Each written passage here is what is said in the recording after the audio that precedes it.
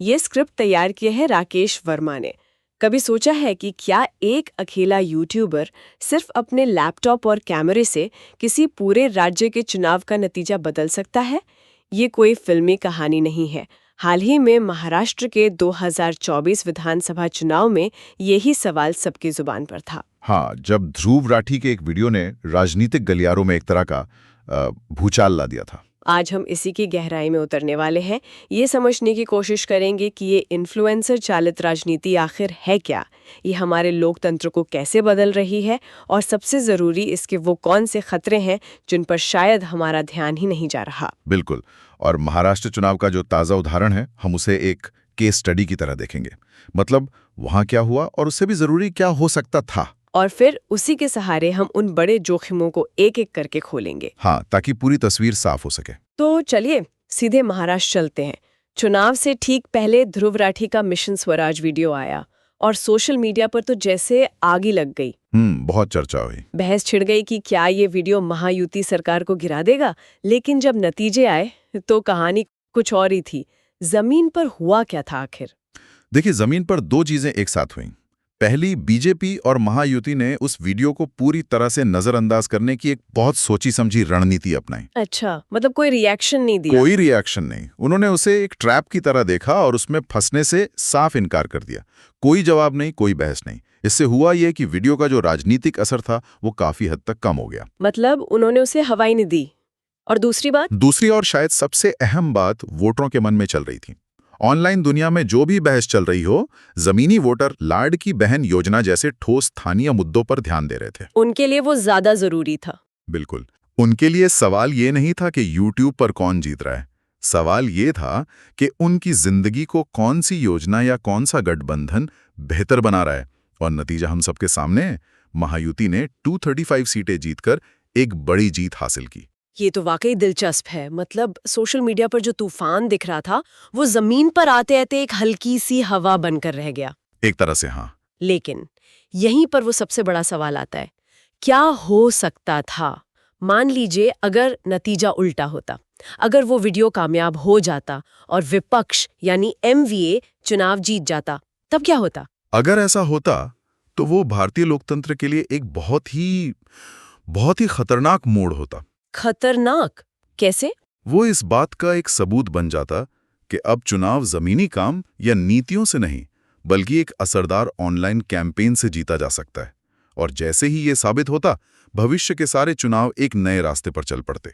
और यहीं से उन खतरों की शुरुआत होती है जिनकी हम आज बात करने वाले हैं। तो सबसे पहला और शायद सबसे बड़ा खतरा क्या होता? सबसे पहला खतरा है नैरेटिव का मुद्रीकरण। नैरेटिव का मुद्रीकरण, ये सुनने में थोड़ा भारी शब्द है। आसान भाषा में इसका क्या मतलब है? इसका मतलब बहुत सीधा है, अपनी कहानी बेचकर पैसा कमाना। अगर महाराष्ट्र में नतीजा पलट जाता तो राजनीतिक दल ये सीखते कि चुनाव जीतना अब एक प्रोजेक्ट है। प्रोजेक्ट मतलब जैसे कोई बिल्डिंग बनाने का प्रोजेक्ट होता है। बिल्कुल वैसा ही। पार्टियां जमीनी कार्यकर्ताओं पर मेहनत करने के बजाय देश के टॉप 5-10 इन्फ्लुएंसर्स को करोड़ों रुपए की प्रोजेक्ट फीस देती और कहती, ये हमारा बजट है, हमें चुनाव जिता कर दो। बाप रे। और फिर इन्फ्लुएंसर अपनी क्रिएटिविटी का इस्तेमाल करके भावनात्मक वीडियो बनाकर या तथ्यों को तोड़ मरोड़ कर जनता की राय को एक खास दिशा में मोड़ देते। तो ये तो एक तरह से कैश फॉर वोट्स का ही डिजिटल रूप हो गया। सही पकड़ा आपने। ये कैश फॉर वोट्स का ही एक डिजिटल अवतार है जिसे पकड़ना लगभग नामुमकिन है। चुनाव एक तरह की नीलामी बन जाता, जहां सबसे ज्यादा फॉलोअर्स वाले को सबसे बड़ा कॉन्ट्रैक्ट मिलता। और जब ऐसा होता है तो वो हमें दूसरे बड़े खतरे की तरफ ले जाता है। अगर नैरेटिव ही चुनाव जिताने लगे तो असली मुद्दों का क्या होगा? यही तो मुश्किल है। अगर सारा ध्यान और पैसा वायरल वीडियो बनाने पर लग जाएगा तो फिर सड़क, बिजली, रोजगार, स्वास्थ्य, इन पर चर्चा कौन करेगा? सही बात है। मैं सोई लोकतंत्र की आत्मा तो इन्हीं जमीनी मुद्दों में बसती है। लेकिन इन्फ्लुएंसर केंद्रित बहसों में ध्यान इन चीजों से हटकर व्यक्तिगत हमलों और वैचारिक लड़ाइयों पर चला जाता है। और वोटर, खासकर युवा, इस मनोरंजक कंटेंट में उलझ जाते हैं। हाँ, और वो इस आधार पर वोट नहीं करते कि किसने कितना काम किया, बल्कि इस आधार पर करते हैं कि ऑनलाइन कौन ज्यादा स्मार्ट लग रहा है। और ये एक तरफा भी तो होता है। हर इन्फ्लुएंसर अपना एक नजरिया दिखाता है। इससे तीसरा खतरा पैदा होता है। मतलब ये एक तरह का एको चेम्बर बन जाता है जहां बस अपनी ही आवाज सुनाई दे। बिल्कुल सही। कोई भी इन्फ्लुएंसर पूरी तरह निष्पक्ष नहीं हो सकता। हर किसी की अपनी एक विचारधारा होती है। वो आपको सिर्फ वही तथ्य, आंकड़े और कहानियां दिखाएगा जो उसकी बात को सही साबित करते हैं। और जो जानकारी उसके नैरेटिव के खिलाफ हो, उसे या तो वो नजरअंदाज कर देगा या उसे फेक न्यूज बताकर खारिज कर देगा। इससे दर्शकों को कभी पूरी तस्वीर मिलती ही नहीं। लेकिन एक मिनट, क्या ये हमेशा से ऐसा नहीं था? पहले भी तो अखबारों और टीवी चैनलों का अपना अपना झुकाव होता था। इसमें नया क्या है? बहुत अच्छा सवाल है। नया है इसका पैमाना, इसकी रफ्तार और इसके पीछे काम करने वाला एल्गोरिदम। एल्गोरिदम। हाँ, एक अखबार की पहुंच सीमित थी, लेकिन एक वायरल वीडियो कुछ ही घंटों में करोड़ों लोगों तक पहुंच सकता है। और एल्गोरिदम का मकसद आपको संतुलित जानकारी देना नहीं है, उसका सिर्फ एक ही मकसद है, आपको ऐप पर ज्यादा से ज्यादा देर तक रोके रखना। एकदम सही। और रिसर्च बताती है कि जो कंटेंट भड़काऊ हो, जिसमें गुस्सा हो या जो समाज को बांटने वाला हो, वो ज्यादा तेजी से फैलता है। ओ एल्गोरिदम खुद ही ऐसी चीजों को और ज्यादा लोगों तक पहुंचाता है। वो आग में घी का काम करता है। बिल्कुल। और इसी माहौल में डिजिटल मॉब तैयार होती है ना? जब किसी इन्फ्लुएंसर के हजारों समर्थक एक साथ मिलकर किसी भी विरोधी आवाज पर हमला कर देते हैं। उसे ट्रोल करते हैं, चुप करा देते हैं। हाँ, और ये स्वस्थ बहस की गुंजाइश को ही खत्म कर देता है। ऑनलाइन स्पेस एक अखाड़ा बन जाता है जहां सिर्फ सबसे ऊंची आवाज सुनी जाती है, सबसे तार्किक आवाज नहीं। तो हमने देखा कि कैसे पैसे के दम पर नैरेटिव बनता है, असली मुद्दे गायब हो जाते हैं और एल्गोरिदम हमें एक बुलबुले में कैद कर देता है। लेकिन इस खेल में जो पैसा लगता है वो आता कहाँ से है?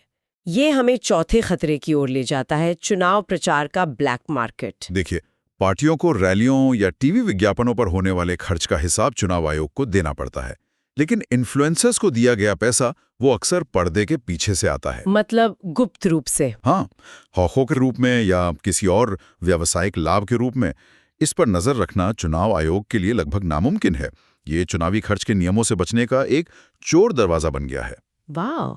तो एक तरफ ये गुप्त पैसा है और दूसरी तरफ कुछ गिने चुने लोग करोड़ों लोगों की सोच को कंट्रोल कर रहे हैं और वो किसी के प्रति जवाबदेह भी नहीं है।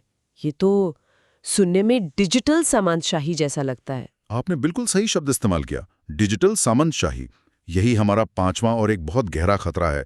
लोकतंत्र का मतलब है जनता का शासन, जहां चुने हुए प्रतिनिधि जवाबदेह होते हैं। हाँ, लेकिन जब 5-10 बड़े इन्फ्लुएंसर्स जिनके पास कोई जनादेश नहीं है, ये तय करने लगे कि देश क्या सोचेगा और किसे वोट देगा, तो ये सत्ता का एक बहुत खतरनाक केंद्रीकरण है। और आम जनता इन डिजिटल सामंतों की राय का आंख बंद करके अनुसरण करने लगती है। और ये लोकतंत्र की मूल भावना के बिल्कुल खिलाफ है। में सोशल मीडिया का विशाल फैलाव, मतलब यूट्यूब और व्हाट्सएप की पहुंच तो अब टीवी से भी ज्यादा हो गई है।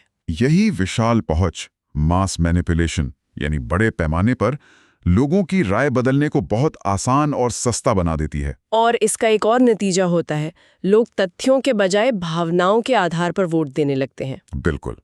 इन्फ्लुएंसर्स अक्सर जटिल मुद्दों को एक सरल भावनात्मक कहानी में बदल देते हैं और दर्शक उस कहानी से जुड़ी भावना जैसे गुस्सा, डर या गर्व के आधार पर फैसला ले लेता है, ना कि तर्क और तथ्यों के आधार पर। और इन सब में जो आखिरी और शायद सबसे गंभीर खतरा है वो है अंतर्राष्ट्रीय फंडिंग का।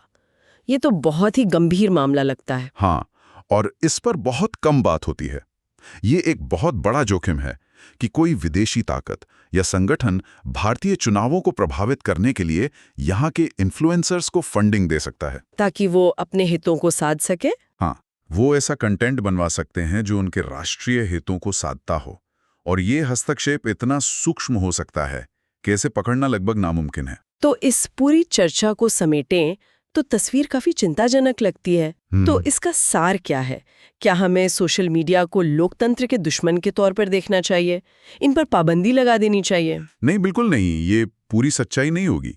हमें ये भी मानना होगा कि इन्हीं प्लेटफॉर्म्स ने आम आदमी को वो ताकत दी है जिससे वो सीधे सत्ता से सवाल पूछ सकता है, अपनी आवाज उठा सकता है। हाँ, असल चुनौती लोकतंत्र के डिजिटलीकरण के जोखिमों को संभालने की है। इसका समाधान सेंसरशिप नहीं है। तो फिर रास्ता क्या है? अगर पाबंदी नहीं तो फिर क्या? रास्ता 3 स्तरों पर है। पहला और सबसे जरूरी है मीडिया लिटरेसी को बढ़ावा देना। हमें समाज को, खासकर युवाओं को, ये सिखाना होगा कि डिजिटल दुनिया में देखी सुनी हर बात पर आंख बंद करके यकीन ना करें। सवाल पूछना सीखें। हाँ, ये जानकारी कहाँ से आ रही है, इसे कौन फैला रहा है, इसका मकसद क्या है? एक दर्शक होने के बजाय एक जागरूक नागरिक बनना। और दूसरा रास्ता है पारदर्शिता की मांग करना। इन्फ्लुएंसर्स को ये साफ तौर पर बताना होगा कि उनका कौन सा कंटेंट स्पॉन्सर्ड है। और तीसरा, हमें खुद एक नागरिक के तौर पर अपनी आदतें बदलनी होंगी। मतलब किसी एक ही स्रोत पर निर्भर ना रहे। बिल्कुल, अलग-अलग स्रोतों से जानकारी लेने की आदत डालनी होगी, क्योंकि एक स्वस्थ और मजबूत लोकतंत्र की नींव सोचित और सतर्क नागरिकों पर ही टिकी होती है। तो आज की बातचीत के बाद एक सवाल हम सबके लिए सोचने के लिए छोड़ जाते हैं।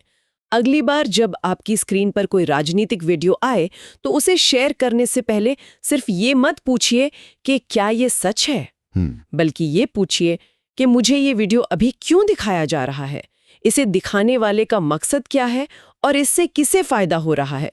जिस दिन हम ये सवाल पूछना शुरू कर देंगे, उसी दिन हम एक दर्शक से एक सच्चे नागरिक बन जाएंगे।